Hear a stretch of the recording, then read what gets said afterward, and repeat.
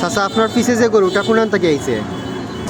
বাহুবল থেকে আইছে গরুটা জন্য বাহুবল তুই আপনি মূলে যারা হওয়ার কারণটা কি? আইলাম আমরা মনে করলাম যে আমরা এখানে তো এখানে ব্যস্ত পারছি না দেখে আইছি কেন বাহুবল এই মৌলিবাজার দাম নাই দাম আছে নানি ওই এখানেও কলে আর মত ঠিক হয় না দেখে বিক্রি হয় না। কত দাম পাইলে এই বাহুবলীরে বেচবা?